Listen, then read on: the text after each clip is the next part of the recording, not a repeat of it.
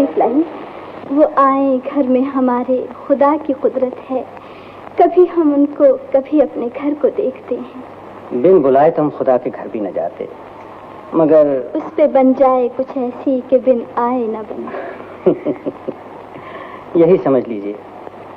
हाफिज मियाँ गाते मिल गए, आपकी दी हुई गजल में दावत का पैगाम पाया, चला आया। मैं आपकी नवाजिश का क्या कहूँ, वरना उस दिन तो मैं आपकी शान में क्या कुछ कह गई। नहीं तो वो सब तो उससे कहा था जो उस दिन आया था। मेरी तो आपने तारीफ ही की, बल्कि मेरे लिए मुझे से लड़ गई। बात लड़ाई तक रहती तो अलग थी। मैंने तो आपको घर ही से निकाल दिया। अच्छा किया, बहुत अच्छा किया। हम दोनों के बीच में जो मैं था निकल गया, हम ही हम रह गए। हम उसके हैं, हमारा पूछना क्या। आप कितने बड़े इंसान हैं मिर्जा साहब। मैं तो सोचती थी दोनों जहान में भी न बख्शी जाऊंगी कभी।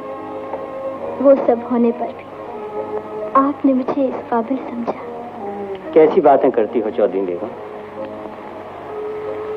अपने आप को हेठ समझती हो।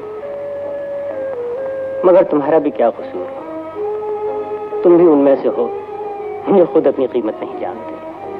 राह पड़े पत्थर की भी कीमत होती है। क्यों नहीं, निगाह पड़ जाए तो पत्थर भी हीरा, न पड़े तो हीरा भी पत्थर। तुम क्या हो ये मुझसे पूछो, जो मुशायरे के रोज शिकस्त खाया हुआ, जिंदगी से मायूस, खुदा से शिकवा करता आ रहा था। पिला दे ओक से साकी, जो हमसे नफरत है, प्याला अगर नहीं देता न दे, शराब तो दे।